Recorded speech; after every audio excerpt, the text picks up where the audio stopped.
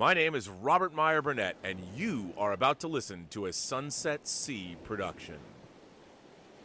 I'll send you my bill in $10.99. Hello and welcome to episode 4 of Coffee with Holden. Today we'll be taking a look at a pre-code Hollywood movie from 1933 called Jungle Bride, which is a jungle adventure flick.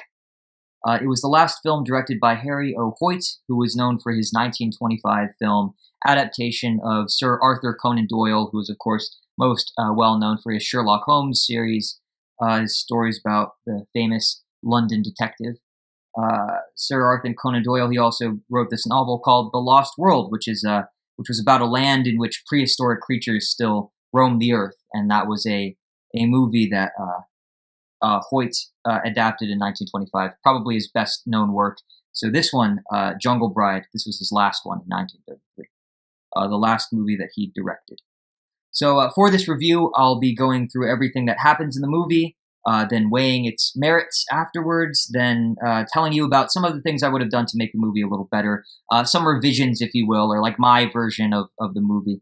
And I wrote a little note down here in my script that says to let you guys know that, well, just after having reviewed everything that I did in preparation for today's episode, I kind of came to the conclusion that, not to pat myself on the back or anything too much, but I feel as though if you're going to listen to this, you might want to skip to the part where I offer my revisions, not because they're like super fantastic or anything, but it's more so the fact that the movie itself is just, it's actually so boring that listening to my version of it, or like me trying to write it basically, would probably be a bit more interesting. It would probably be the highlight of this episode. So I will leave a timestamp in the description down below for you guys to skip to. So skip to the timestamp that reads, let me pull it up here real quick, how I would have written it, and that is the section where I get into that, just because I feel as though there's not as much to this movie as there were to the last two movies that I reviewed, and even those were kind of, it's just so you guys don't have to sit through a lot of boring stuff if you don't want to. I hope that this review isn't super boring, but the movie was interesting, and we'll get into why I have my doubts as to whether or not this review if there's even that much to say about it, but you'll see.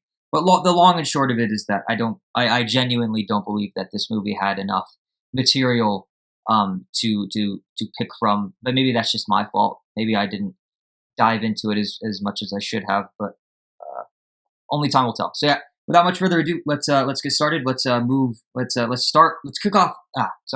kick off the review with our detailed plot summary. Right.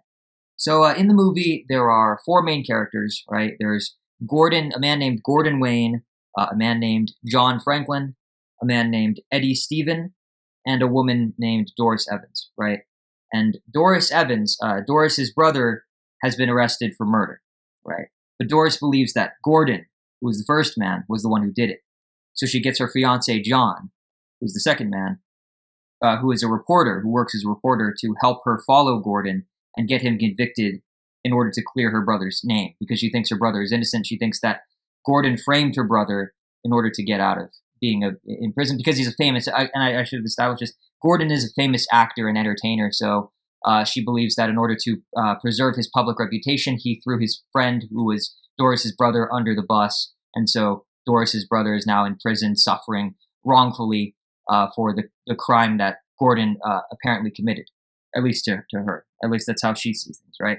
And then Eddie, the third man, Eddie, is Gordon's best friend, longtime best friend and entertainment partner, right? Gordon, he plays the guitar. He plays guitar and sings songs, and Eddie does card tricks and tells jokes, and they're a bit of a comedic duo in that sense, right? And they're all four of these characters are on a cruise ship together that's heading back to America, because Doris and John are basically trailing. They're basically trailing Gordon, and I guess Eddie by turn. They're basically following him because they're going to write a story that exposes the truth, if that is the truth. In fact, if Gordon is in fact a murderer and Doris's brother is innocent, that's what they hope to do. So that's why they're all on the same cruise ship together. But then at about 10 minutes into the movie, what ends up happening is the ship steers off course. The navigator he does his job poorly. Lots of bad navigators in these old pre-code Hollywood movies. I mean, in Klondike, the one that we reviewed last time, the same things, something similar sort of happened where a plane crashed because it went so far off course that they didn't know what to do, and it fell out of the sky basically. This is something similar, right? The ship steers so far off course that it crashes into a reef, and a disastrous shipwreck ensues. And so Gordon, Eddie, and Doris, but not John. So 3 of the main characters, except John, end up washing up on an island somewhere off the coast of Africa. And there's conflict and mistrust between Gordon and Doris because of the situation with Doris's brother. The truth is that Gordon actually is innocent, and Doris is not willing to believe that her brother would be capable of murder because, of course, they're related. And it's hard for people to stomach that a lot of the time, right? You see it all the time in true crime stuff. But yeah, Gordon doesn't have the heart to tell her what really happened because she has so much faith in her brother's good name and character and everything. So there's this gap between them, and it becomes a problem as the movie continues, right? And so that's the main conflict right now. And so the 3 of them, so Gordon, Eddie, and Doris, they set up camp in the middle of the jungle. And not long afterwards, John washes ashore as well. So now we have all 4 of the main cast on the same island together by themselves, just trying to survive away from civilization. So it's kind of set the stage for something, some interesting, dramatic possibilities, right? And so later on, as the 4 attempt to share they set up camp in the jungle. As the 4 of them they share their first meal together as a group. Eddie, the comic relief character, he has to play mediator and diffuse the situation by asking the other 3 to bury the hatchet and focus on surviving because they are all stuck together, so they might as well try to work as one cohesive unit, at least until they can get back to civilization. And then from there, they can pick back up on their real-world problems, but for now, there's an immediate danger that needs to be resolved, that needs to be addressed, and so it's probably not the best idea, probably not the wisest decision to avoid that and let this conflict kind of bubble over it and take over and get in the way of just getting by, right? Because, I mean, for all they know, they could die that very day and not see tomorrow. And so he's just trying to ask them to look towards the long term, or maybe even rather the short term in this case. So yeah. And everyone agrees to that. Everyone except John, the reporter fiance to Doris, is willing to get along and go with what Eddie has said, right? And so as time passes by on the island, Doris actually finds herself, through getting to know Gordon, she actually finds herself kind of gravitating towards him a bit more, developing a sort of attraction towards him because they are stranded in this situation together, and because she's able to see more of who he really is and not just who she thought he was based on the circumstances of their pasts, I guess, together. Which not necessarily together, but what they knew, what the past associations, let's just say, and the brothers and the murder and everything, the whole scandal, the whole fiasco of yesteryear. So yeah, anyway, one day, Gordon, John, and Eddie, the men of the group, decide to explore the jungle in the hopes of finding a way out.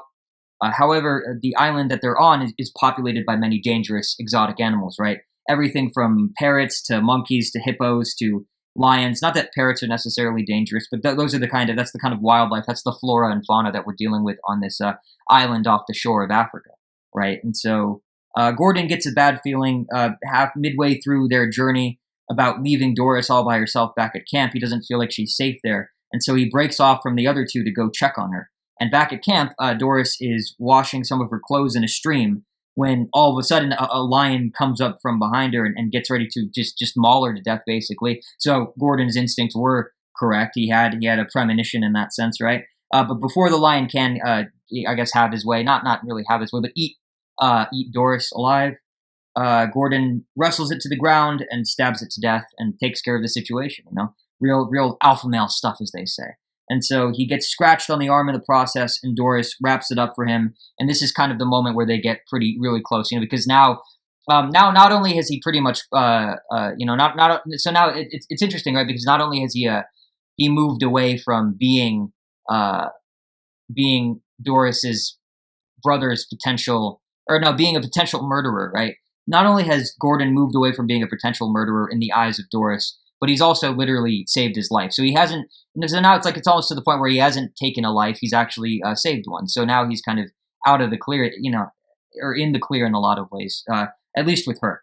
But John, the fiance, doesn't like this, obviously, and he becomes increasingly bitter and jealous about the growing bond between Gordon and Doris, and ultimately allows it to destroy his relationship with her in the end.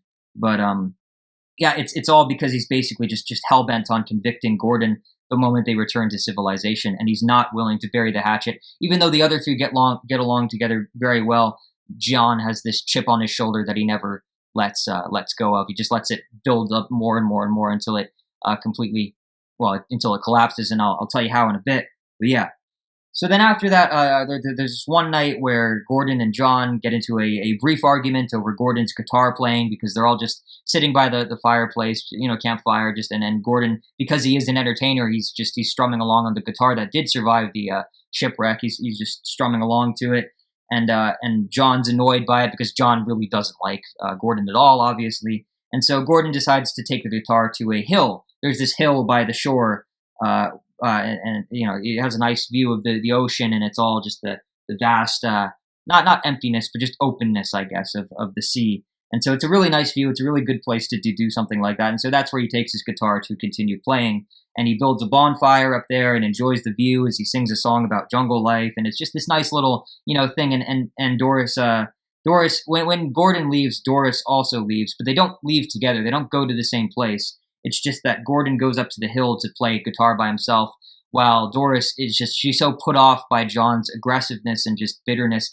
She's so turned off by it that she goes back to the hut that they have together, and basically decides, to turn in for the night. She's about to go to sleep because the night's been ruined or whatever. But once she hears Gordon playing in the distance, she actually rushes over to the hill to join him. And while she's there, Gordon reveals to her that he's fixed a broken lifeboat from the cruise ship, and that he plans to sail off by himself to get help for the others. And she hesitantly tells him not to. She's not really sure how to handle this new information, right? There's a possibility of maybe having everybody else but Gordon leave the island so that Gordon can stay behind and not be convicted of the crime. There's a possibility of Gordon, again, leaving by himself to basically sacrifice himself in case the lifeboat isn't as secure as he thinks it is, and he'll take the fall, and because that would work out either way, right? Because he's basically the least liked person there, at least to John, right, or whatever. Because of John, he's the least liked person of the four. So Gordon is willing to sacrifice himself for the other three, and get them help. And if he wins, obviously, if he succeeds, then they all win. But yeah, there are a number of different ways to approach having this lifeboat and doing something with it, but she doesn't really know how to handle that, and so he makes it simple for her. He makes the whole thing simpler for her by actually confessing his attraction towards her and kissing her, and the two of them kiss on the hill, and it's a nice little romantic moment, and it's finally happening, and so yeah, that's the latest development. She has gone from despising him to being very, very much attracted, if not in love with him, and vice versa. Well, not really vice versa, but because I don't think Gordon necessarily despised her, but now they're much closer than you would have expected them to be. Maybe you would have, because that's how a lot of these movies tend to go, isn't it? Love and hate being the same side of the one single coin and all that, at least as the trope goes, right? So yeah, sometime later, half of the original cruise ship from before, so like half of it, like the front half, washes up near the island, and the four main characters take the lifeboat out to see if there are any survivors on it, and they end up finding the original captain, but he's in a bad state. His ribs are broken, his leg is injured, and he doesn't have much time left. And they ask him for one last request while they're there, and it's a bit of a corny moment, but they basically ask him as he's laying there dying. He's like moments away from being like just dead, straight up dead. They ask him to as a sailor, or as a captain, the captain of the ship, they ask him to officiate a marriage between Gordon and Doris. John, of course, objects to this. He doesn't like the idea, but Doris insists and tells John where to go, basically, obviously not only effectively ending their relationship, but just straight up just ending their relationship. And so John does leave, and Gordon and Doris are officially married by the captain. And then Eddie takes Doris off the ship to keep her from seeing the captain die, because it's probably not a great thing for a lady to have to bear witness to and all that, right? And so Gordon kind of leans down to the captain and asks him if he has any final requests, but the captain is content to die on the ship in peace, as he is of, as he puts it, he's of Scandinavian descent, right? And by dying on his ship, he will be continuing the tradition of his ancestors of, like how he basically compares his situation to how the Vikings back in the day would, bury their dead and in a ship, and then set the wooden ship thing out, a pyre, right? A funeral pyre, set it out to sea and light it on fire, burn it. And that's how people would go. That's how you send somebody off. And so the captain dies moments later, and Gordon, leaves basically. And so there's that.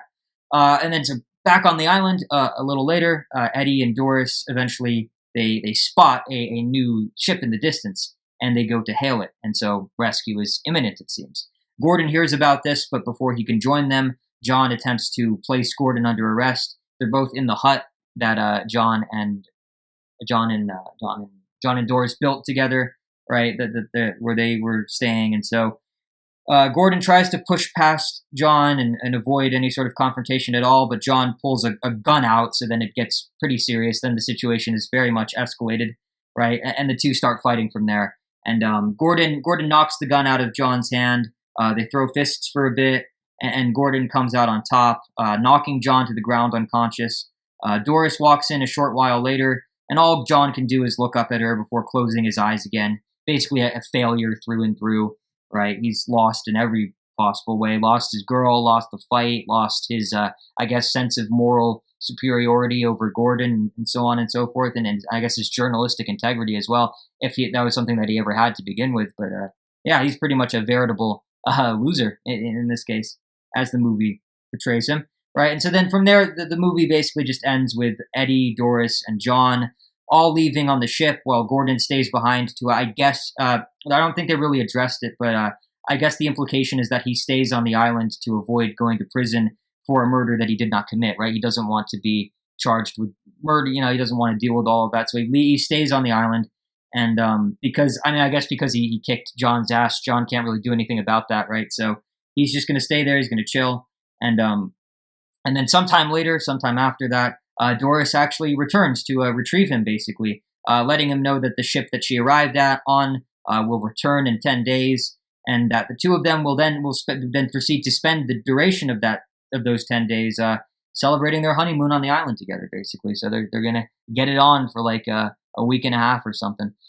So it's like the best possible ending you could imagine, right? It's pretty much out of the realm of reality at this point. But yeah, that's basically it. Everyone lives happily ever after, except for John, because of course he is a sucker, right? So yeah, and that's pretty much it. That's the movie for you guys. And I'll get into what I thought about it in a second. But I think my light, if you couldn't tell, it's being a pain in the ass as always. So I think I'm gonna have to move everything back just a little bit. I think I might have to shift everything just a little bit further back. I'm still trying to figure this out, so just bear with me. I could cut this, but I kind of want to keep it in. It's just to show you guys the journey. So hopefully, eventually it'll get to a point where like I'm so awesome that it's like, oh man, I can't believe he was ever like this. But yeah, believe it or not, I was an amateur once too, or something like that. I don't know. But yeah. Anyway, that's the movie. If you couldn't tell already, I mean, there's kind of like, that's really it. Like it was 63 minutes and of that. And so the problem with it is that it's going to be hard to talk about, because I just genuinely don't feel as though it has enough substance to warrant like an hour-long review. But we'll see. This might be like 40 minutes or so. We'll keep going along with what the script has, here, and we'll see how things go. But as always, I start off every discussion that I do, and this is like a self-discussion because I'm the only one participating in it, right? But so I always start them off by rating the movie. So what would I rate this film out of 10 and why? For me, I think I'd have to give it a 6 out of 10. A 6 out of 10, a 60%. If this was school, that would be a passing grade. It would be a D, just a solid D, not a D minus or a D plus. We're not going to mess with those, but it passed. So yeah, the movie passes, but it didn't pass by much, I wouldn't say. The main problem, the main issue I have with this movie overall is that it started out strong, but lost everything within the first 10 or so minutes, right? So the shipwreck scene at the beginning it's sudden, it's spontaneous, it's absorbing, it's compelling. It really does capture your attention, and that's what I thought when I was watching. I was like, wow, this seems like it's going to really be like I really did. I thought it almost exactly like this. I was like, this is going to be a really good movie, and then literally immediately after the shipwreck scene happens, immediately after I thought that, it was just boring as shit. Nothing happens. Like for the rest of the movie, basically nothing happens, and that it's like, okay, that's why you shouldn't jinx things. Like you really shouldn't, because if you do, you run the risk very much of actually disappointing yourself, or actually like it's weird how that works. But yeah, I just thought that was kind of funny. But yeah, I mean, it's like I said, the setup of the conflict between the four main characters was enough to bring me into the movie's fictional universe, right? But as soon as everyone washed up on the island, the conflict and tension just end there for the most part. Really. From there, the rest of the movie is little more than a sequence of arguments between the characters of Gordon and John, with snippets, and then they throw in these snippets of like archival footage of African animals thrown into the mix, right? Just to keep it interesting. Like it's like, oh, John will just be complaining about Gordon, and then oh, here's a hippo or something just to keep you guys awake, basically. And it's like, you can tell it's cheap. You can tell the budget was like a shoestring at best, So yeah, not great. And for a jungle adventure movie, for a movie that bills itself as a jungle adventure, I mean, there's hardly any jungle and even less adventure to be seen here, right? I mean, the sets are I don't want to complain too much about the sets, but the sets aren't very good. And we'll get into that when we talk about, I guess, the technical side of the movie. But yeah, I mean, there's this one scene where Gordon, he wrestles a lion and has a fist fight with John, and those are really that's honestly what comprises the sum of all the action that takes place in this movie, like entirely. Like that's it. Like that's all you're gonna get, So yeah. Beyond that, the movie is mostly just like attractive, done up people. Done up as in like they're they're on this jungle for months and months apparently, or at least like a month, right, for a very long time, and yet like their hairs are all their hair is perfectly coiffed and just done up like they had a set of makeup people doing it for them, right? Like they're all fine. None of them are really disheveled at all. They all look like just actors on a cheap jungle set, and that's really it.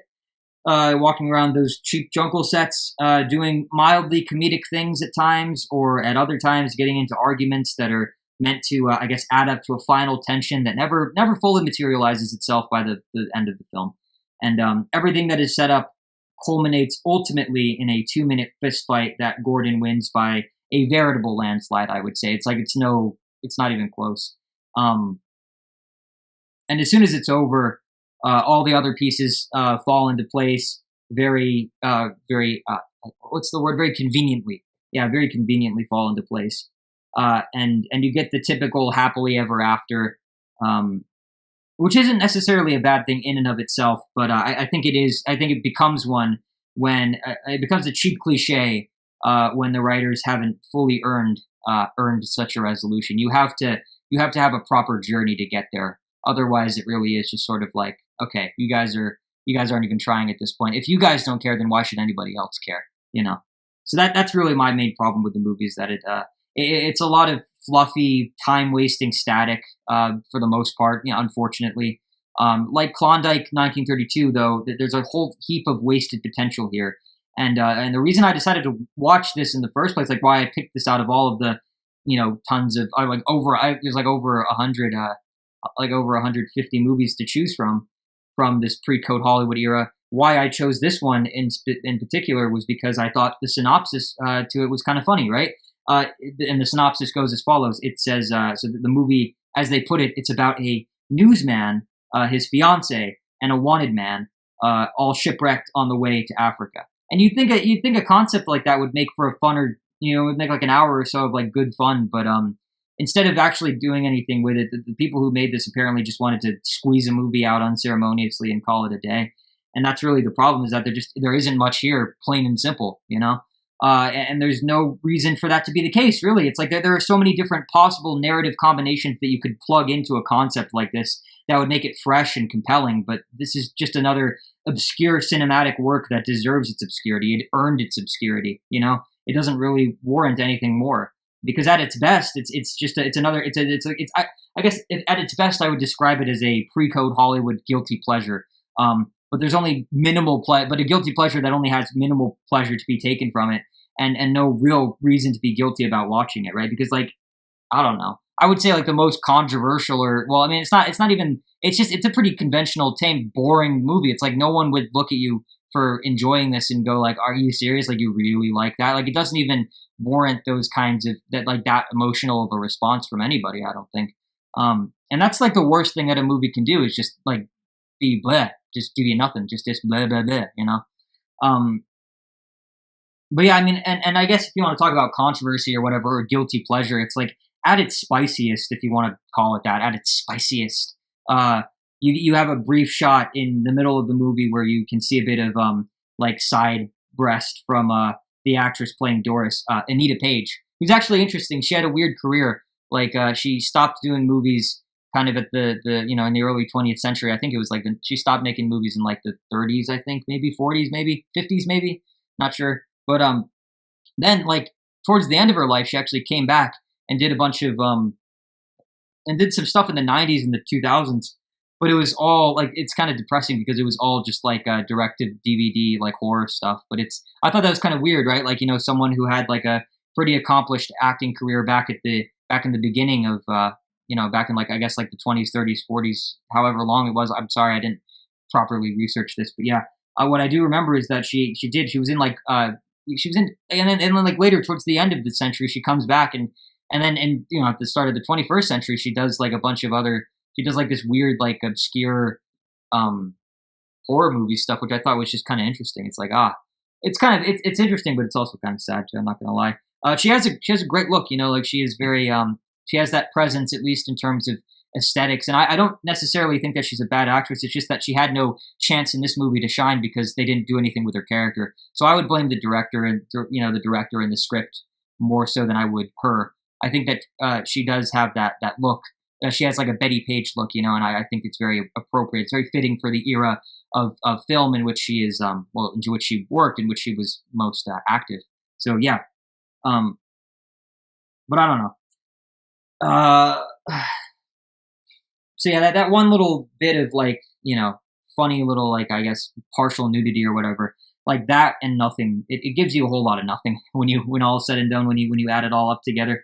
And nothing is really worth sitting through an hour of what is essentially the cinematic equivalent of white noise, I guess, like TV static, basically. But there you have it. So, God, before we talk about the technical side of the movie, so when I say technical side, I always say this in every review I make. When I say technical, like a film's technical aspects, I'm referring to the production, things like the production, the music, the editing, the camera work, so on and so forth, et cetera, et cetera. But before I do that, this light is like the worst it's ever been. So I have to let me see if I can try to adjust it real quick, because it's just, I think the problem is that my laptop's trying to autofocus for some stupid reason. I don't know if that made it any better. I feel like I can't see anything now. God, I thought I figured it out. I thought I figured out the system last time, but apparently not. Apparently I was wrong. I was mistaken. Let's just go with that, and hopefully it doesn't move around too much. But if it does, then oh well, there you go. Now it is. See, what did I tell you? Oh God, I think it might be a little too high up. I'm not sure. This is really annoying. I'm sorry. If this annoys you, just know that it annoys me like 100 times more, because I'm trying to talk and it's interrupting me. So we'll just go with this. I think it's a little too dark, but I'd rather be too dark than lighting up every 5 seconds. So yeah. Anyway, so like I said, so what do I think of the movie's technical aspects? Well, so to give credit where credit is due, I will say that there were no real like major discernible technical problems to be seen during or in this movie.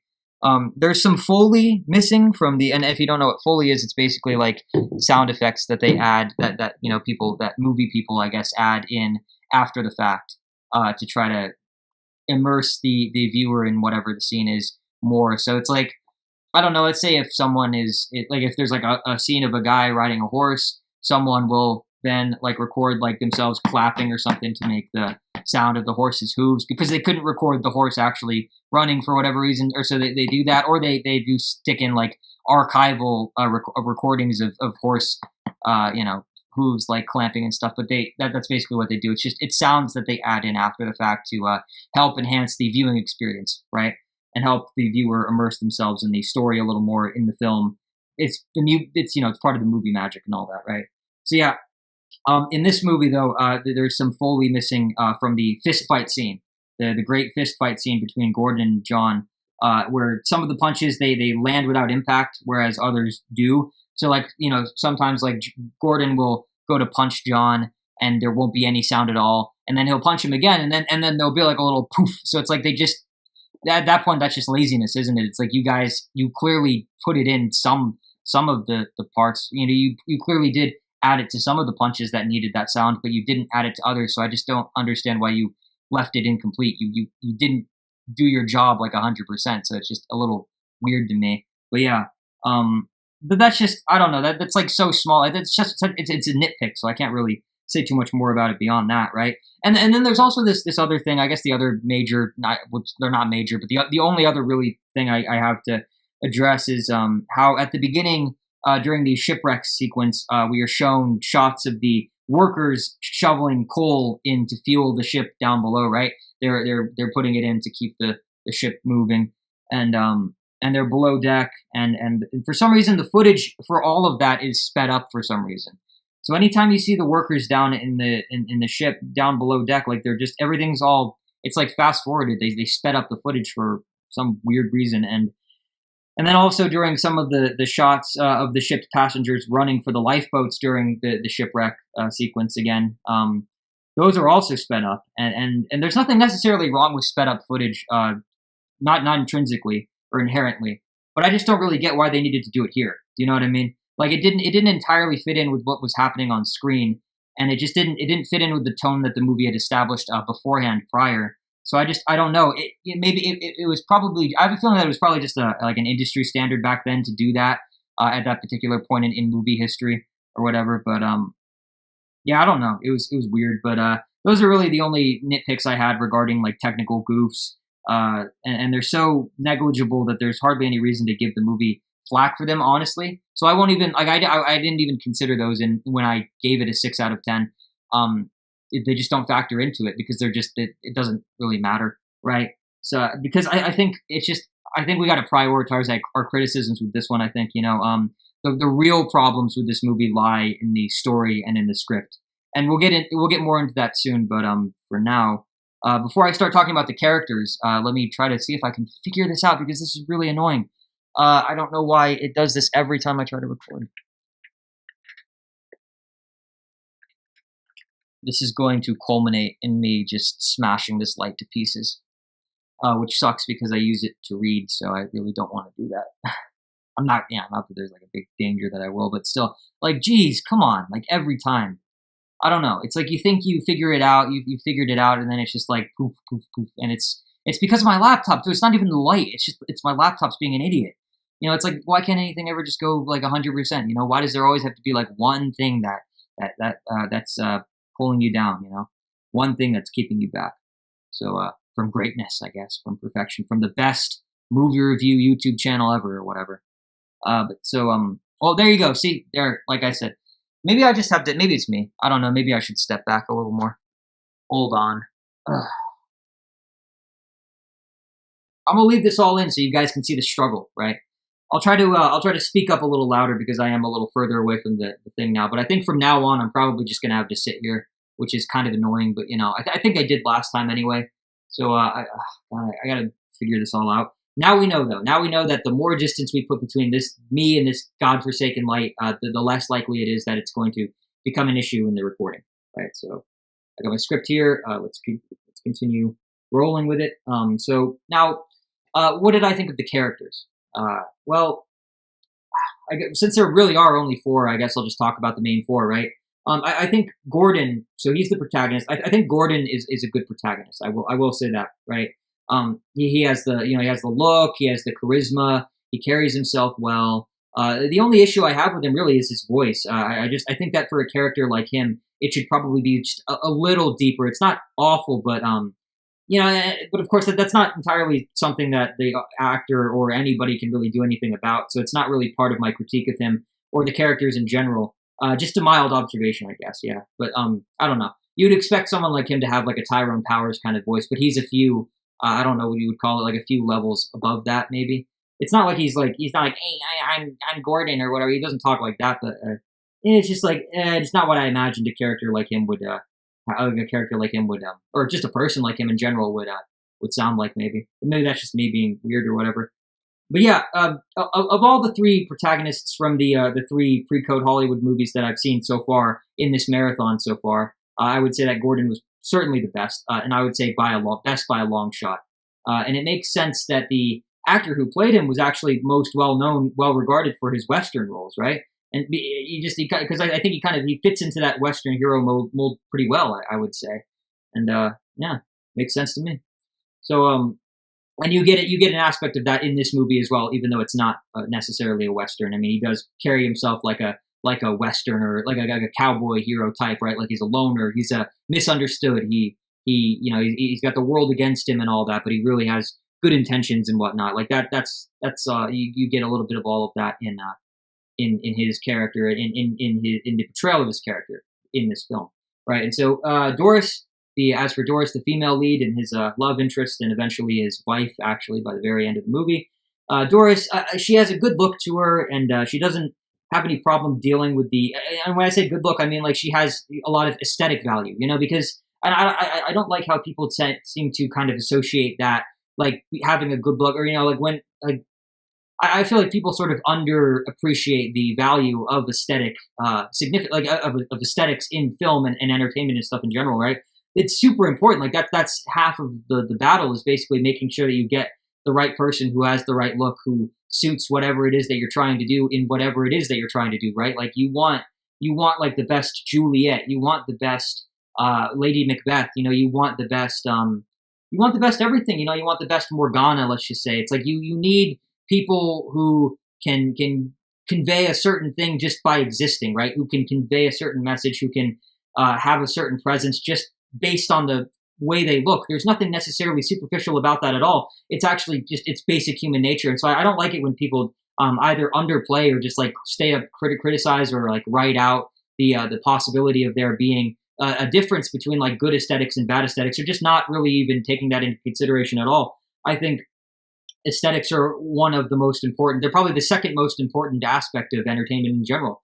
That's why movies. That's why being an actor is so competitive. I'm sure it's because you need to have a look that can be used for like a range of different things. Like you can't just be the kind, or either that, or you need to have like a look that works very well for like one thing, and then you'll just be typecast constantly. But it's like that's how it works. It's not necessarily a superficial thing. It can be, certainly, but like anything can be, almost like a lot of things can be. I don't get why people like to single out, like, I guess the study of, or whatever, just the basic concept of aesthetics and aesthetic value in general these days. I mean, like, I don't know, it's weird that we've gone so far as like from the days of the Renaissance when aesthetics were everything to now, where it's like people they seem to love to poo-poo it. And it might just be one generation trying to distance itself from the other and be unique and like, look at me, I'm not like these guys. I have a different set of values and I appreciate different things and I'm so much better than them and all that. It's like, no, I don't know. Just stop. Just shut up, basically. I don't know. I would have to hear a very compelling argument against aesthetics having value in entertainment. But in order to see it the way that I don't know if it's just like a vocal minority or something, but the way that people who don't seem to care about aesthetics view it, seemingly, right? At least based on what the kind of things that they say about it. But yeah, I don't know. I think Doris, again, she has a really good look to her, and it could have been taken. It could have been what is it, like capitalized on a little more, I feel. But I would say, and I like the other thing I like about her character, just in general, is that the writers, they didn't give into the stereotype of making her like some sort of damsel in distress or something who's like constantly having problems dealing with the harshness of jungle life. It's like the one thing that does happen is a lion comes up behind her and tries to, eat her to death. And that's something that would happen. It's like that could happen to anybody. Anyone in that situation is pretty much fucked, right? Even Mr. Muscle Man or whatever, So, yeah, but I would say all in all, her development just as a character in general is a little half-baked, all in all, She starts out the movie hating Gordon, but ends up loving him and getting married to him. And while it's an interesting arc that would be ripe for the kind of narrative and dramatic possibilities that it presents, none of them are ever fully cashed in on here. None of them are ever really fully taken advantage of, Her transformation happens way too quickly. And the speed with which it occurs just makes it seem like she has no personality whatsoever, and that she's simply doing what the script is telling her to. And that's because that's exactly what's happening. That's what's going on there. The writers made no effort to breathe life into her. Unlike with Gordon or Eddie or even John, like I feel like those characters, the male characters, they have something to them. They have more going on than just what's happening on screen, at least kind of, But it's like Doris. If you're going to make Doris the kind of the second most important character in that she is the love interest, like you need to do more to make sure that she has. At least to convey the sense that she does have three dimensions, because that's all you're really doing with writing, right? It's like these characters aren't real; they don't actually exist. Even if they're based on someone from real life, it's like this is a fictional representation of them. This is a fictitious portrayal. But if you're your job as a screenwriter or whatever is to make people believe otherwise, make people believe the opposite, that they could probably run into any of these people in the street and go get a coffee with them and talk about the weather or something like that. Like that's what you need to be able to pass that test. And I don't feel like Doris does. I don't feel like any of them really do, but at least the others, for their jobs, like for the role in which they serve within the context of the story, they are convincing enough. They're okay, they're passable. But I would say that Doris is she's like a D- character. Everyone else is like a C character. She's like a D- character in that she just barely gets by, but it's still kind of hard to get behind. That's what I'll say. That's the best way to describe it, I think. But yeah. And yeah, again, as aesthetically valuable and significant as she is, as the actress who plays her is, I believe her name is Abigail Page, right? It's too far up. I don't want to get too lost. I don't want to get lost in my script. Yeah, it's like as valuable as she is in that sense, it's just Doris, the character of Doris is just, she really is kind of the most useless character in the entire movie. She does her thing as like the love interest, but that's it. She's just a stock character, And I think that's really a shame, because I think she should be, in fact, one of the most essential, if not the most essential, because she's the source of this conflict between Gordon and John and everything, with the whole brother and the murder conviction and stuff. It's like she is the source of that, so she should play a much more integral role in the movie itself, right? But yeah, you have the blame. You have the script to blame for that, and not the actress herself, or even the character, if you could blame a character. But yeah, but she's not as bad as John, I wouldn't say. She's just neutral, whereas John's character, he dips into the negative. That's where we start getting into the red, I guess, with regard to the characterization in this movie. Because John is the stereotypical Othello character, you know what I mean? But one that doesn't even need an Iago to make him a bitter, jealous psychopath. He's just like that from the get-go. And if you guys don't know what I'm talking about, these are Shakespeare references. Othello is a play by Shakespeare. It's a tragedy about a king or a prince who basically he has this this royal advisor named Iago, who takes advantage of Othello, makes him jealous of his wife, so that he kills his wife and his wife's supposed lover, so that Iago can take over can succeed, take over take all of his power and stuff, and that's basically that. And so, yeah, basically John is an Iago, or no, John is not an Iago. John is an Othello in a certain sense, I would say, right? And he's also a lot like Jim from Klondike 1932, which was the last movie that I reviewed for this series.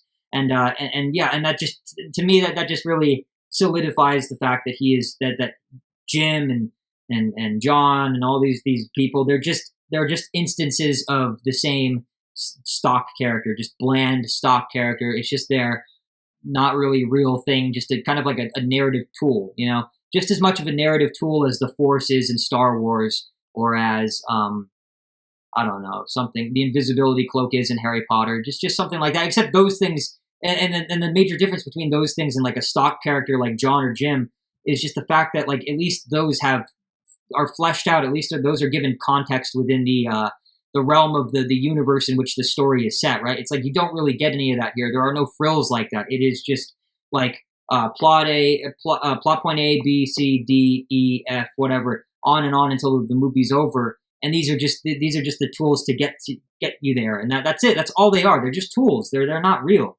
There's nothing to them at all. You know, he's the all Jim or John. It's really interchangeable at this point. But all John is in this movie is just the ugly love rival and foil to the attractive, charismatic protagonist. You know, he throws what he has with Doris away because of how unwilling he is to bury the hatchet with Gordon and try to peacefully coexist with him while on the island. But also off of it as well, you know, also off of it because he just can't let go of this idea that Gordon is someone who needs to be convicted because he made his fiancee angry, but now she's not even mad anymore. Now she's falling for him. And so it's like, it's just a disaster. But yeah. And you know, I can recognize that too, that disastrous aspect of what's going on here as well. Because you know, so because the script is a little silly in that regard, I'm sure a case could actually be made in John's defense about how he was actually the one who was right the entire time. But I don't know. You know, I don't even know if I'd be willing to buy that. I don't even know if I don't know if you can even read that deeply into it. I think it's just all kind of simplistic all around. You know what I mean? Because at the start, but I will say this though, and this is why it's so disappointing to me. I think it's because at the start of the movie, he actually seems like he could be a reasonable, nuanced, like three-dimensional kind of guy, right? Kind of character.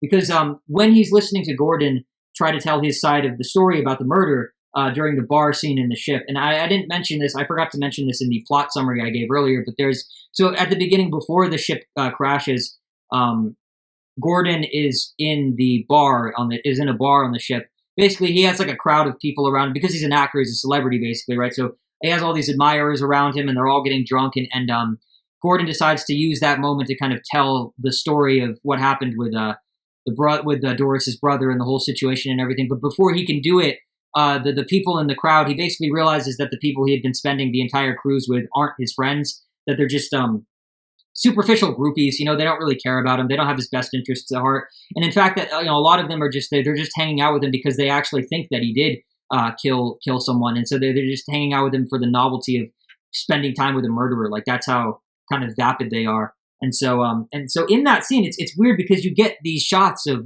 you get these like reaction shots of Jim of John, as he's listening to Gordon talk about this, and it makes him look like he's like genuinely sympathetic, like he genuinely sort of believes him, and that he's kind of conflicted about what to do with regard to the story and how his fiance feels about all of it, how Doris feels about all of it, right, and how he actually feels about it, and maybe like the just his sense of justice as a journalist or something. Like that's what I thought that was what the story was going to be about. You know, I thought John was going to be the main character maybe, and it was going to be about his conflict to try to choose between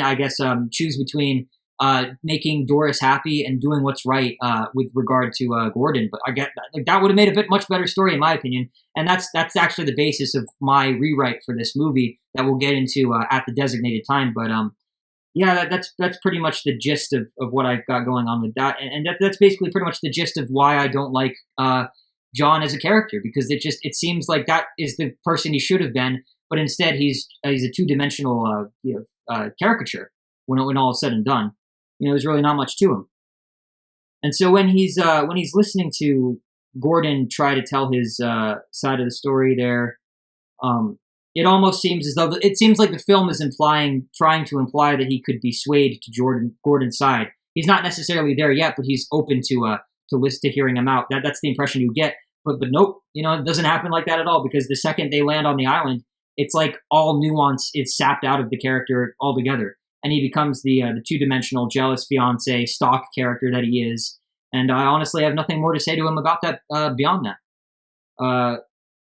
So then, yeah, last but not least is Eddie. There's also the captain, the character of the captain, but there's really nothing to say about him. He has like 2 scenes, and he's another typical character. He's the friendly old man, you know, and he's there to show people what happens when you're at the end of your life, I guess, basically, and he goes out, he dies happily because he's able to kind of fulfill his fate as a person of Scandinavian descent or extract or origin. He goes out the way he wanted to, and that's really all there is to be said. It's a shame that he died, but I guess he was old anyway, and he got the ending that he hoped for or whatever. So best possible death he could have asked for or something, maybe. That's literally all there is to his character. So there's my take on him. But then as for Eddie, Eddie's another stock character, but he's your typical he's like your typical comedic relief, right? The silly best friend.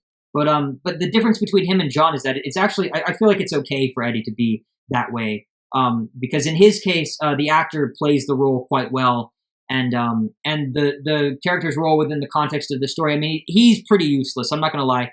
He's pretty useless, but at least he's there to kind of give the movie a bit more flavor, because even Doris doesn't really give the movie flavor that much, but Eddie with his jokes and stuff and with his just with his being that guy, being the comic relief, like he provides the comic relief. And so if you can't get anything else out of the movie, well, at least you had a few mild chuckles or snickers or whatever from him. And so that's kind of what I got out of him as a character and within the context of the movie, right?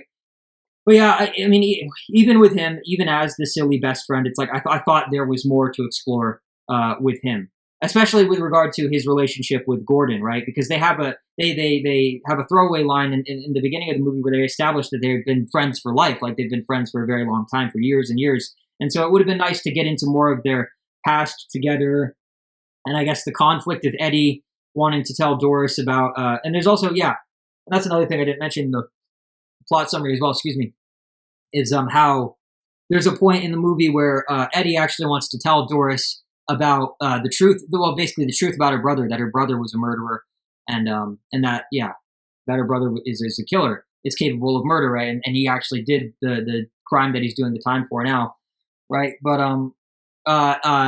Gordon doesn't want to tell her because he just doesn't want to see her upset and all that, right? He's afraid of, and he also probably thinks that she won't believe her, but they never established that within the actual movie itself. But that's an assumption that I guess the average viewer can make, right? But I thought there was more to get into with that, because it only features in like one scene towards the end of like the second act / start of the third act, beginning of the third act. There's really nothing to it. Like the worst it gets is Eddie goes to try and tell Doris about her brother, and Gordon slaps him real quick, and then they just sort of hug it out, and that's it. It's like a fight. It's not even a fight. It's like a 2 minute or like a minute long interaction. So I don't know. It's really there could have been, you honestly probably could have written a whole movie around that one single concept. Something about truth and what the consequence of white lies, or what, something like that. There you have it. They didn't do anything. So they didn't do anything. But yeah, I would say Eddie is fine. Just a little underused, like the rest of the characters overall, I'd say. Except for John, maybe. Maybe John is the one character who isn't underused and is instead rather actually overused, I would say. Or at least I'm not talking about like any kind of version of John. I'm talking about like the version of John that we get. John as he is in the movie now. I feel like that John is completely overused, actually, to be honest, because I just it's like for the vast majority of the film, he's just, all he does is get pissed off at Gordon. That's all he does, and it almost gets to the point where it's annoying. Almost, not quite, but very close. You get very close to going past that threshold, and maybe other people got annoyed much more quickly than I did. But I would say that if this wasn't an older movie, I'm sure it'd be pretty goddamn unbearable to have to sit through the entire like 63 minutes with him complaining like every 2 seconds about something, just bitching and moaning and stuff. But I think it's because the movie is a product of the 1930s. I feel like even someone like John can be an asshole. Like he can be like the bad guy. He can be like annoying and everything, but still have a certain amount of let's say class and affability to him, simply because he carries himself as a man, as an adult, at least somewhat. The bottom line is a little higher, especially with regard to these older Hollywood movies. It's like none of these, even the bums aren't really that bummish. Even the bad guys aren't really like, I mean, they're bad, but at least they're well spoken and articulate and everything. It's just different. It's the the standards are much higher. So yeah, it's much more idealized in that sense. But yeah, I would say like put a similar character in a movie today, and they probably wouldn't even have that going for them. That bare minimum, really. So yeah. And then now before we get into this is the part of the review where I'm going to talk about what I would. It's so I'm going to talk about what I thought about the story, and then I'm going to provide an alternate version of it. So let me just take I haven't drank anything yet, so let me just take a quick sip of water. I've actually left it for so long that all the ice is melted, and that's a bad thing because I get my ice from my fridge, and if it melts, it basically it gets like that fridge taste into the rest of the water. It kind of contaminates it with like fridge taste, I guess. But oh well, I guess I did it to myself. It's still cold at least, so there's that going for me.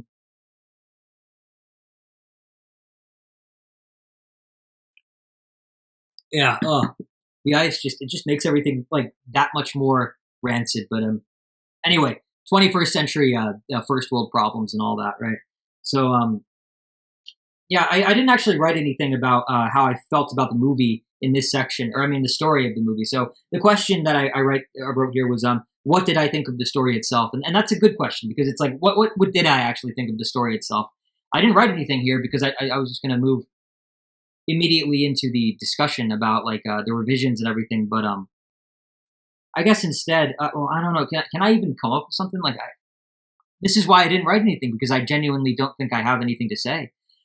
I think the problem is that I think what did I think of the story itself? Well, I think the problem is that there's nothing to say. Like I think the problem is that it cancels itself out because there are so many different directions that you could have taken the basic concept, like the general premise, in, and the movie doesn't seem to take any of them. It doesn't do anything with like the opportunities that it has. Basically, it's kind of like finding gold and then instead of selling it or turning it into a watch or like a precious family heirloom or something similar like that, it's like finding gold and then just like making a toilet out of it or something. It's just like, why would you do that? Why would you waste the gold on a toilet when you can make a watch, a necklace, you can invest, you could put it in the bank, you could invest it, you could trade it in for money and all that. You could do so many other things with it, but you decided to make a toilet out of the gold that you found. So you basically just wasted it. You wasted it. That's kind of how I feel about this movie in general. But it's not even a toilet, because even a toilet would be kind of funny, right? It's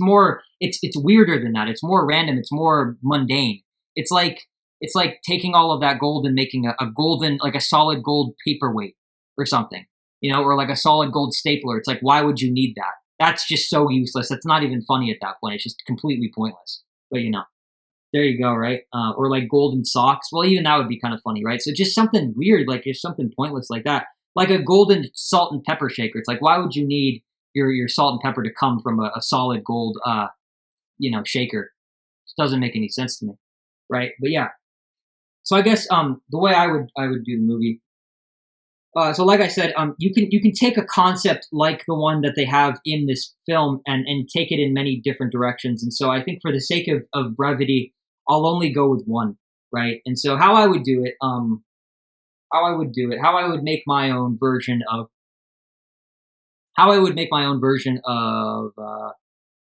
what is it called again? Gosh. So how I would take advantage of the concepts they have in this movie, Jungle Bride. How I would do it myself. How I would write Jungle Bride. I would basically I think I would start by having Doris despise Gordon even more from the starting gate, from the beginning, right? And mix things up a little bit by actually having John sympathize with Gordon and want to take his side. So do what I thought they were going to do when they implied at the beginning in the bar scene that he was actually like leaning more towards believing Gordon than condemning him, right? I would have it be the case that Doris, the character of Doris, would be willing to frame Gordon in order to get her brother out of jail. Like she's just so like vindictive and so ruthless that she'll even like imprison an innocent man, like condemn him just to get her brother back. Like that's the kind of character I would want her to be. I would amplify. I would exaggerate that aspect of her personality, for the sake of creating that conflict, right? And so she would be like that. She'd be vindictive like that. She'd be on that extreme side. Whereas John would try to be a little more reasonable. He would try to actually use his influence as a journalist to exonerate Gordon and this would place the couple, the two of them, at odds with each other, right? And so then the movie would be more about Doris and John struggling with the moral and ethical implications of their opposing agendas, right? While Gordon and Eddie work to survive in the jungle. So I would have the four characters split into two separate groups instead of being one cohesive unit, or not even really cohesive unit, but you know what I mean. I think it was kind of weird. I thought it was kind of lame that they all stuck together. It might be more interesting if one of them, two of them stay on one side of the island, two of them stay on the other, and it's basically like an A story and a B story sort of kind of going at the same time, And so then maybe you would have like Jim and Doris. They'd be trying to make it on their own, but they wouldn't have much luck because they'd be probably getting into arguments with each other a lot because of their conflicting interests, but also just because they seem like more milquetoast than Gordon and Eddie are. Whereas Gordon and Eddie, they would be doing pretty well. They would be surviving quite adequately for themselves, and they would because they'd be like safe enough to do it. They could afford to do it. They would probably try to merge the two groups. They would probably try to come over to Jim and Doris's side of the island quite regularly to just be like, come on, guys, this is ridiculous. We have all of this great stuff back at camp. Like we hunted so many animals. We have so much meat. We can't even eat it all before it spoils. So it's like, you guys just come with us. Like, why are we doing this? And then probably Doris's so they would try to merge the two groups, but Doris's spitefulness and John's need to try and balance his love for Doris and all, but then also with his commitment to justice, I think that would keep the groups apart. Doris would refuse, and John would kind of have to go with it just because the situation's so messy that he can't really decide that that's his problem right now, is that he can't really act. He doesn't know what side to take, so he's just kind of standing still. And I think, so with regard to the character of Doris herself, I think it would be really interesting to actually make her a villain, right? Because of how attractive she is. I think she would just be much better suited as a villainess, the femme fatale and all that. Yeah, it's just, she's like almost made for that. It's kind of ridiculous that they didn't decide to do that. Or I bet they didn't even think of it, honestly. But it's like, I imagine her as, in this version of the story anyway, I imagine her in my version as someone who knows that she's doing bad, but simply doesn't care, simply doesn't give a shit. That's the scariest thing of all, is when you're like fully cognizant of like the moral and ethical implications of what it is that you're doing, but it doesn't matter to you. You completely disregard them. The bad guy who just doesn't care at all, who is completely ruthless, who is completely uninhibited. That's the scariest thing to take into consideration. And it would be so great to like have that contrast, have that, have those actions, have that kind of personality, that character contrast with like the look, just to have like an attractive young woman doing that, though, like being the supervillain basically. It would be very, very noir, which would be very appropriate for the pre-Code Hollywood era, which is why it's like kind of ridiculous. Like, why didn't you guys do it? Maybe it's because, I don't know. It's probably just because this was a movie that I'm overthinking. It's probably, I'm sure it was, I'm positive it was just like a quick thing just to make money. Like, let's just make something that most people will probably watch. Like, it's just the lowest common denominator kind of thing. Let's get it over with. Basically, that's the kind of movie it is. That's the caliber we're talking about here. But it didn't need to be. I think it very easily could have been something that could get people talking. And I'll get into that a little more in just a second. But yeah, like I don't think there's any reason for it to be this. Like, it didn't need to be like a bleh kind of thing. It could have been so much more. With just some slight adjustments, I feel, right? And yeah, that would also be appropriate within the context of the era that we're talking about, right? The film era that we're talking about, because that would be like that description of like, a beautiful young woman who's as evil as the devil, basically the devil incarnate. That would describe like a typical Betty Page role or something, being an antagonist would just suit Doris so much more, I think, and it would be terrifying, I guess, in a different kind of sense as well, because it would also place the audience in John's shoes, I feel. And I think this is kind of one of those universal truths that it's not necessarily true. We're just going on averages or whatever, right? But it's like, just speaking in generalities, I feel like most men would honestly probably do a lot of like, let's say, just messed up stuff, pretty extreme or messed up stuff, not even just morbid stuff necessarily, but it's like I would say that most men would probably do a lot that they wouldn't do for the woman that they love or for the woman that they're attracted to. It's like you cut your hair a certain way to impress a girl that you like. you buy a car to impress a girl that you like, even maybe you kill a man for a girl that you like, maybe, at least within the context of like movies and stuff. I mean, that stuff happens in real life too, but at least, but especially within the context of film, it's like you can write stories around those concepts. You can make something out of that and make something very good and compelling and all that, right? It's ripe for narrative possibility, let's just say.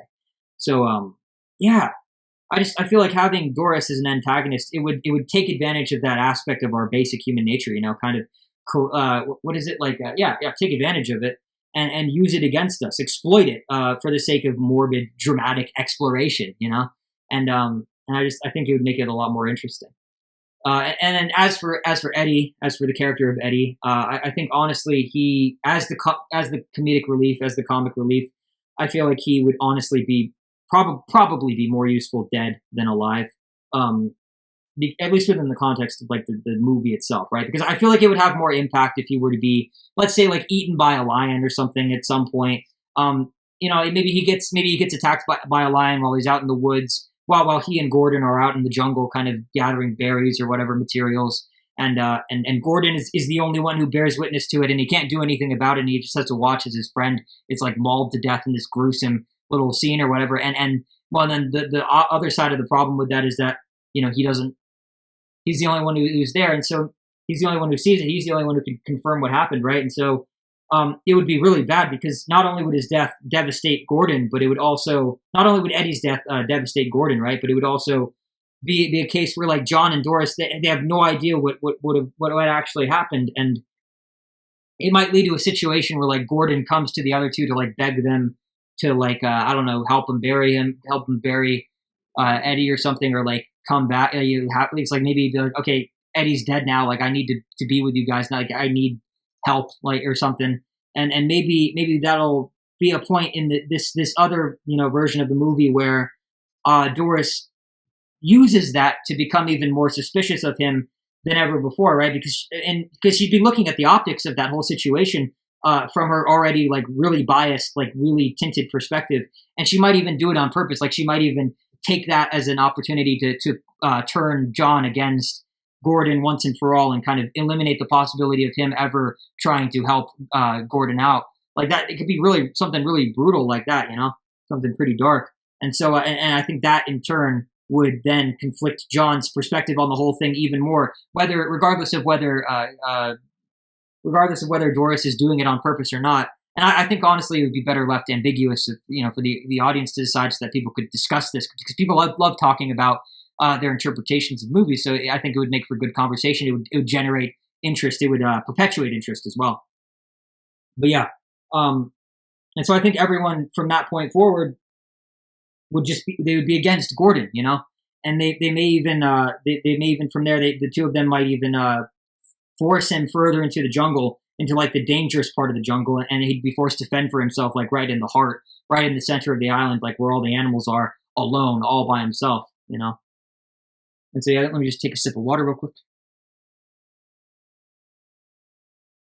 And so yeah, maybe from there the movie could end with John and Doris finding a means of escape, and John sneaking out of the hut that he shares with Doris in the middle of the night one night, maybe to try and maybe like they'll find a way out, but then maybe John will then try to find Gordon and get the truth out of him, just even to like satiate his curiosity and all that, right? Put the whole thing to rest. And then maybe from there, he and Gordon could get into an argument in which like John accuses him of murdering not only Doris's, not only doing the murder that got Doris's brother arrested, but also also killing Eddie for some reason.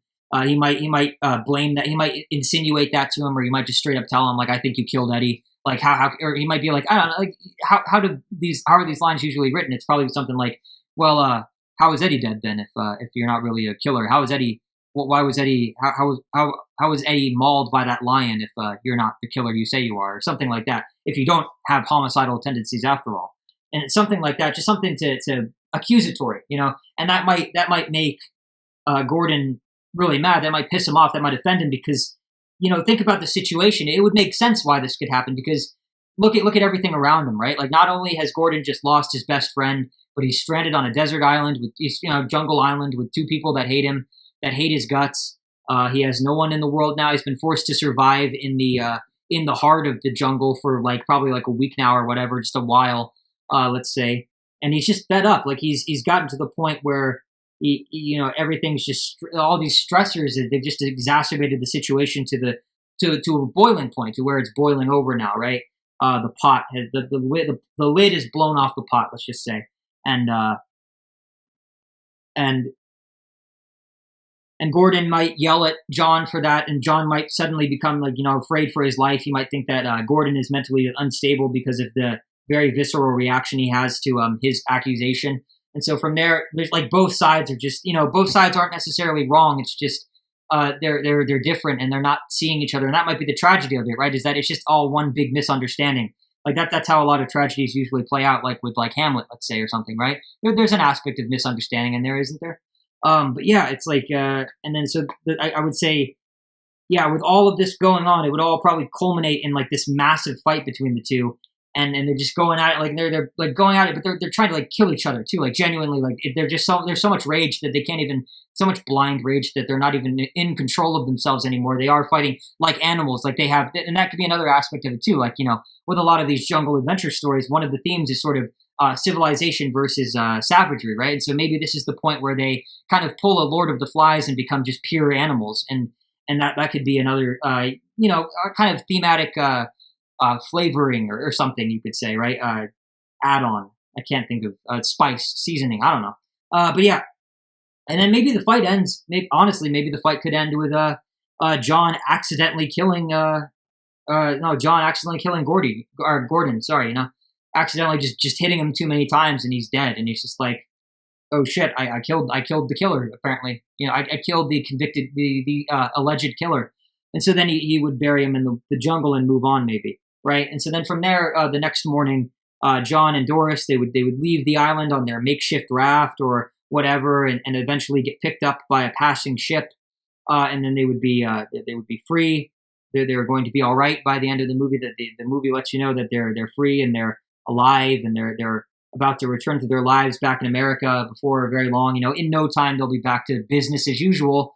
But unbeknownst to Doris, of course, John will forever have to live with the knowledge of what he did in the jungle, right? And so in a strange, like ironic twist of fate, it'll turn out that John was the one who ended up being the cold-blooded murderer in the situation, right? In this case, John, by trying to do the right thing, ended up doing the wrong thing, and is now the murderer that he was kind of trying to track down from the beginning, basically, right?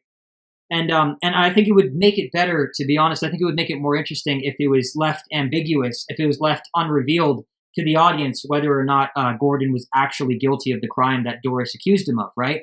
Maybe they should put some doubt. They should throw a wrench in there to make it like, well, it could have been, it could have been one way, it could have been another. It could just be a bunch of people who misunderstand each other, just a bunch of people with agendas, just no good people, no bad people, just people with different goals and desires and all that, just sort of coming into conflict with one another. Like that's what this story could be. That it could be that kind of plot, right?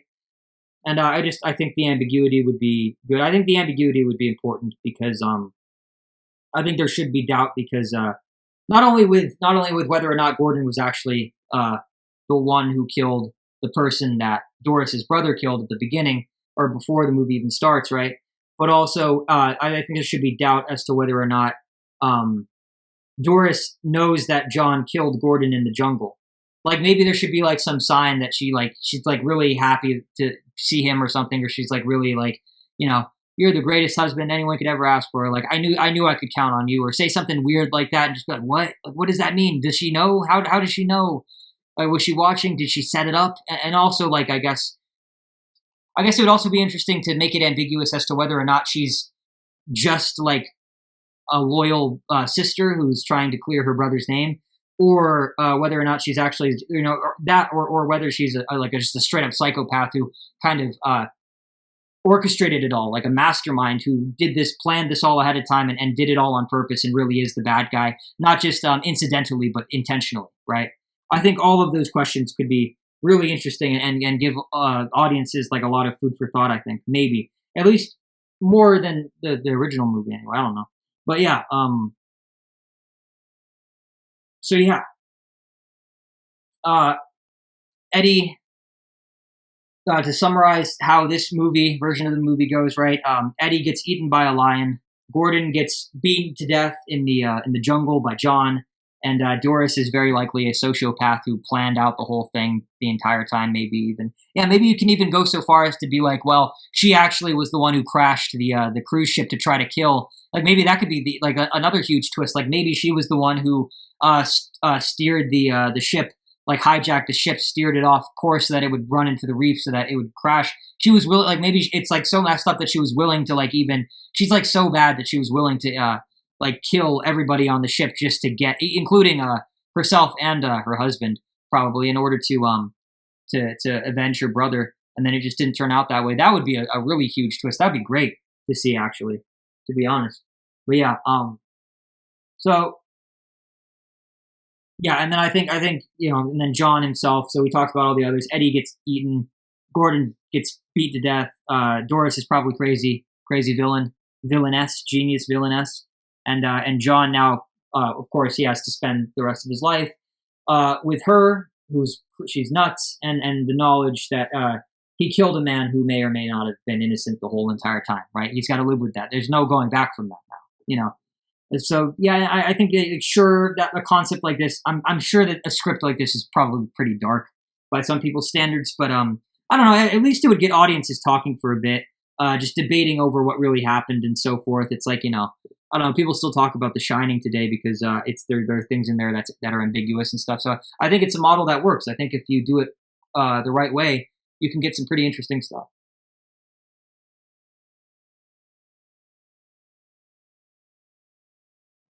Well, I don't know. In case that isn't the kind of story that you want, in case that version of the story is actually too far away from the original, I actually do. I have a second version of it. I have an alternate. I have like a third option to go with, basically, or a second alternate option, let's say. And so I don't know. If you want to make it happier, you could also have a version where Gordon saves John's life in the jungle, right? Maybe something happens. Maybe John is the one who gets attacked by the lion. It doesn't have to be a lion, but let's just, because that was what happened in the original movie, let's say that John is the one who gets attacked by the lion, and Gordon is the one, and Gordon comes in and saves his life, and the two become friends from there. They actually kick it off pretty well after that. And so maybe the movie follows like this, maybe from there, John and Doris's relationship is healthy. They're happy together because John is no longer bitter because he can trust Gordon now. He's won him over. And then maybe Gordon and Eddie meet some beautiful native women or something on the island. And John and Doris leave to return to civilization while Gordon and Eddie live happily ever after on the island with their new native brides or something. Make it a story about forgiveness and redemption or something like that. And also this way, like having a story like that, it would probably make the title of the movie, the actual title of the movie, Jungle Bride. It would probably make that have more actual significance than it does in the real version, right? But yeah. And I think this happier version would probably be a lighthearted comedy with more scenes thrown in with the monkeys doing weird stuff, because there are two like real chimpanzees in the movie that they filmed just kind of, and they had them act, basically. They had them pick up some of Doris's clothes and stuff and like drop coconuts on people's heads and stuff just as a joke, just to add a little bit of funny in there. So this version would probably have a bit more of that. Whereas the first version that I pitched would probably be more like of a sort of, I guess, Dostoevsky and existential tragedy, or even nightmare, depending on how you look at it. And also depending on how far you decide to take the concept. But yeah, those are basically my two fixes, I guess, if I had to provide them, like my two alternate scripts or whatever. Not really, but and again, I understand it's easier said than done to critique somebody else's work or to critique a final product or whatever. But it's just a little fun exercise that I decided to come up with. So let me know if you guys think. Let me know what you guys think. Maybe I'll start doing them for every review. But yeah, I kind of had a lot of fun conceiving that. So I don't know. Even if you guys didn't enjoy it, I guess I did. But anyway, there's that. So now we're moving into the kind of the twilight phase of the review, where I just go through some miscellaneous questions and kind of wrap things up. These are my closing thoughts, right? So before I do, let me just take another sip of water because my voice is starting to get a little hoarse.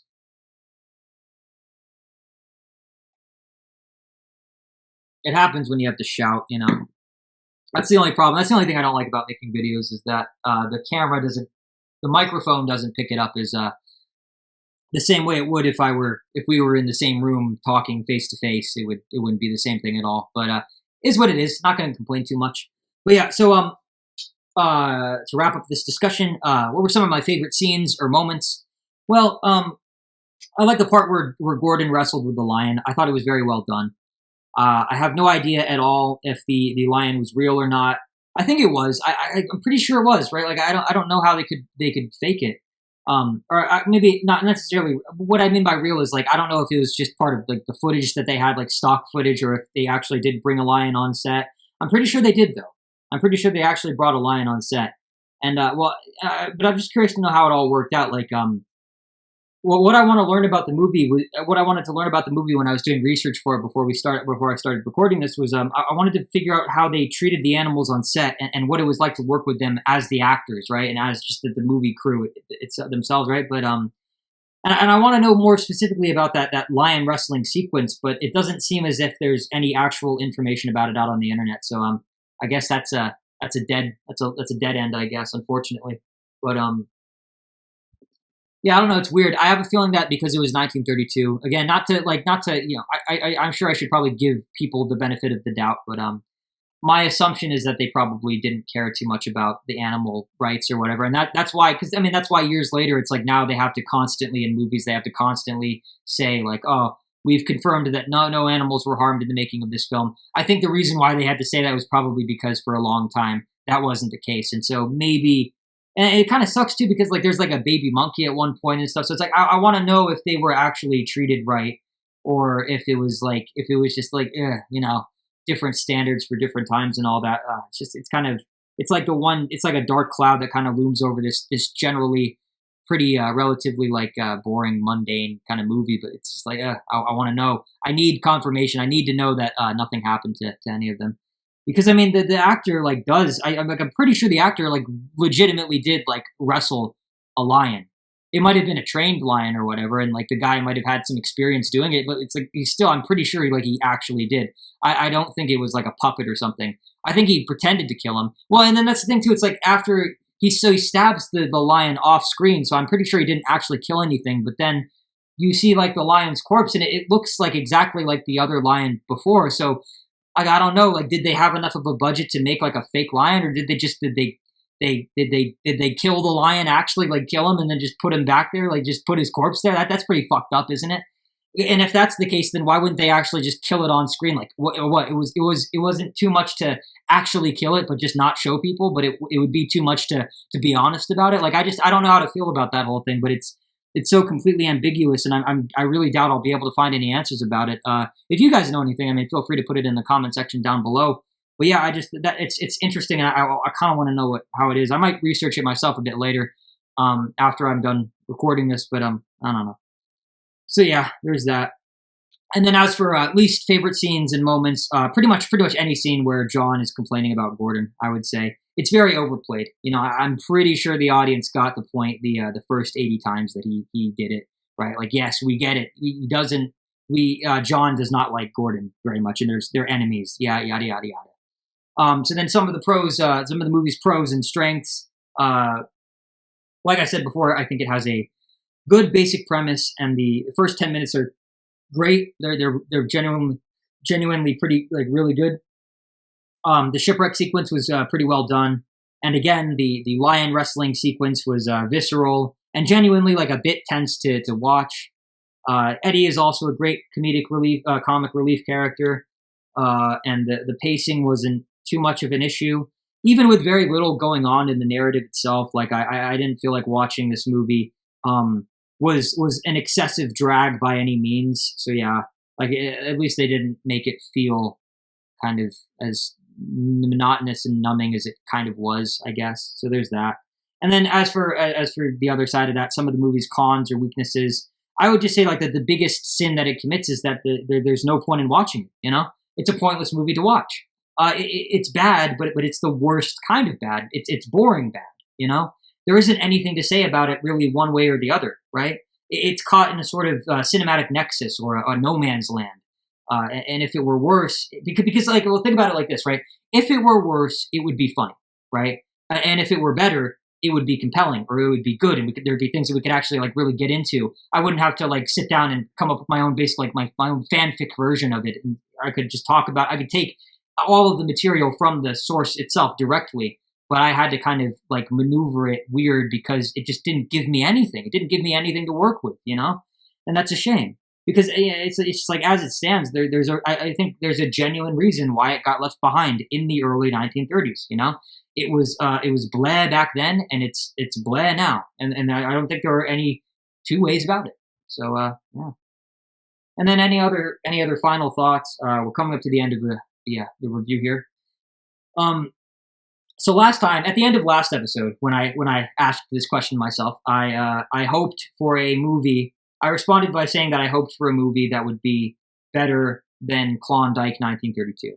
And I would say now, after having seen Jungle Bride, I would say that, yeah, I think this movie is better than that one was, but not by much. Not by like a massive margin, I wouldn't say. So I guess this time instead, I'm hoping that the next movie we do for this marathon, this pre-code Hollywood marathon, will be something that'll give me a lot more to talk about. Again, like I said, something that I can just pick directly from without having to sort of finagle and like force a review out of. I want to be able to just have it all there. It would be nice to get it. It'd be nice to have a movie that has like so much to talk about that I can't even cover it all in one single sitting. That would be nice. That would be like fantastic. I want that. Like, I want more work when it comes to this. Like, I think that'd be fantastic. But yeah. Personally, I don't think there was much of a point in doing this review, to be honest. The only thing that comes close to being productive in it was like my attempt at trying to revise the script a little bit and like come up with an alternate take on it. But other than that, I honestly feel like I'd probably fall asleep listening to this, listen to myself talk about this. It's just there's nothing to it, And I think, unfortunately, if watching this taught me anything, it's that there are just some movies out there that defy analysis and critique, not because they're insane or too abstract or whatever. I mean, those can be problems too. But I think the biggest problem of all when it comes to this sort of thing, like the worst case scenario that you could have, is a movie that just isn't worth the time. That isn't worth analyzing or critiquing at all. Something that you watch and you by the time you're done watching it, you're just like, your mind draws a blank and you've got absolutely nothing to say about it. That's the worst thing of all, I think. So yeah, but no, I have to go through and do these full reviews because I think I want this marathon that I'm doing to be a full investment kind of thing, right? A full commitment.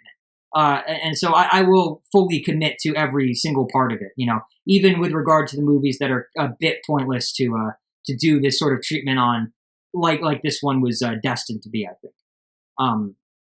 Because again, at least doing this review has shown me, it's taught me about what it's like to kind of go through the worst case scenario and have to kind of struggle and find ways around it and everything. So so there's that, I guess.